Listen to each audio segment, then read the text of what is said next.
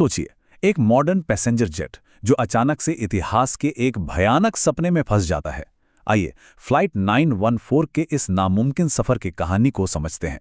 जरा कल्पना कीजिए, आप एक बिल्कुल नॉर्मल फ्लाइट में हैं और अगले ही पल आप एक ऐसी दुनिया में पहुंच जाते हैं जिसे तो कब का इतिहास की किताबों में दफन हो जाना चाहिए था। यही वो अजीब सा रहस्य है जिसके बीचों बीच फ्लाइट 914 के पैसेंजर्स और क्रू खुद को पाते हैं। तो कहानी शुरू होती है एकदम नॉर्मल तरीके से।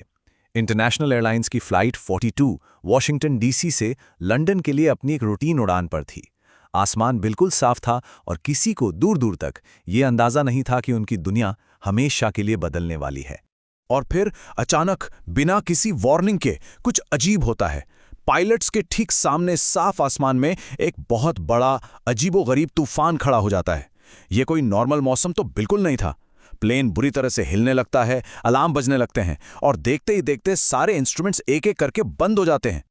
जैसे ही प्लेन उस तूफान से बाहर निकलता है ना, कंफ्यूजन और बढ़ जाता है। सारे मॉडर्न इक्विपमेंट डेड हैं, रेडियो काम नहीं कर रहा और सबसे अजीब बात, दिन की जगह अब गहरी रात हो चुकी थी। मानो वक्त ने कई घंटों की छलांग लगा दी हो।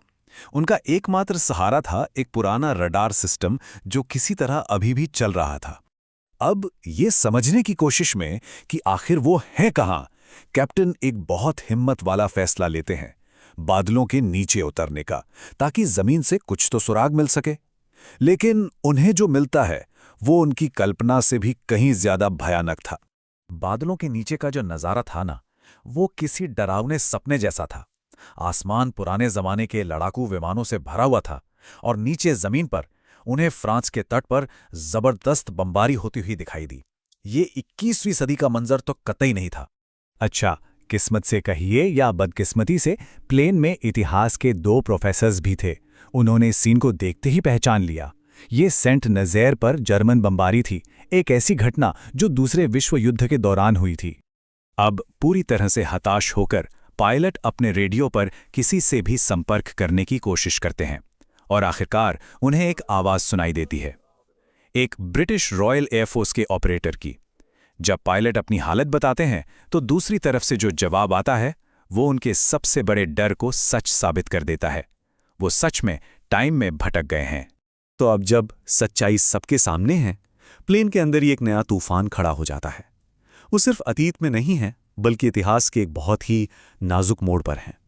और अब आगे क्या करना है, इस बात पर सब लोग एक मत नहीं हैं।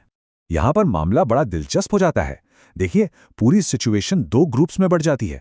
प्लेन में जो कुछ सोल्जर्स हैं वो इसे एक मौके की तरह देखते हैं।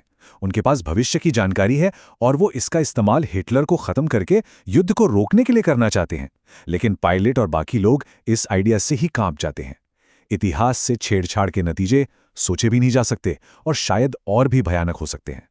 और कहानी में एक और ट्विस्ट आता है। जब वो ब्रिटिश ऑपरेटर से बात करते हैं तो उन्हें पता चलता है कि डंकर्क की मशहूर निकासी, जो असल इतिहास में एक बहुत बड़ी कामयाबी थी, इस टाइमलाइन में एक भयानक नाकामी साबित हुई। मतलब वो सिर्फ अतीत में नहीं है, बल्कि एक ऐसे वैकल्पिक अतीत में है जो पहले से ही गड़बड़ है। इससे पहले कि वो लोग कोई फैसला कर पाते, बाहर की दुनिया उन पर कहर बनकर टूट पड़ती है। जर्मन फाइटर प्लेन्स उनके मॉडर्न जेट को एक खतरा समझकर उस पर हमला कर देते हैं। प्लेन को बहुत नुकसान पहुंचता है, फ्यूल तेजी से लीक होने लगता है और लैंडिंग गियर भी जाम हो जाता है। अब वो हवा में एक फंसा हुआ टारगेट बन चुके थे। जब लगता है कि अब सब कुछ खत्म हो गया है, तभी एक नया आइडिया सामने आता है। एक ऐसा आइडिया जो न तो इतिहास से सीधी छेड़छाड़ करता है और न ही उन्हें बेबस छोड़ता है। पैसेंजर्स में से एक ही थियरी सामने रखता है कि शायद वो यहाँ हिटलर को मारने के लिए नहीं आए हैं। शायद उनकी किस्मत में कुछ और लिखा है। क्या पता वो यहाँ भविष्य से एक तोहफा देने आए हों। उनकी एडवांस्ड रडार टेक्नोलॉजी, जो 1940 के दशक में मित्र देशों को युद्ध में एक निर्णायक बढ़त दे सकती थी। तो एक बहुत ही डेस्परेट, लेकिन कह सकते हैं जीनियस प्लान बनता है। वो प्लेन के अगले हिस्से से रडार सिस्टम को काटकर अलग करेंगे, पैसेंजर्स की सामान से एक पैराशूट बनाएंगे और उसे नीचे मित्र देशों की सेना के लिए गिरा देंगे। और बदले में वो सेना उन्हें दुश्मन के इलाके से बाहर निकलने का सेफ रास्ता बताएगी। प्लान तो काम कर जाता है, पर उनका ये सफ़र अभी ख़त्म नहीं हुआ है। अब उन्हें घर वापस जाने का रास्ता ढूंढना है और उनका एकमात्र सुराग वही रहस्यमयी तूफान है जो उन्हें यहाँ लेकर आया था। अब यहाँ से सब कुछ बहुत तेजी से होता है। रडार ड्रॉप कामयाब रहता है और जमीन पर मौजूद उनके नए साथी उन्हें दुश्मन के हमलों से बचाते हुए गाइड करते हैं। और तभी किस्मत से वही नीला तूफान फिर उनके सामने आ जाता है। फ्यूल लगभग खत्म होने वाला है और कैप्टन के पास बस एक ही रास्ता बचता है, सीधे उस तूफान के दिल में उड़ जाना।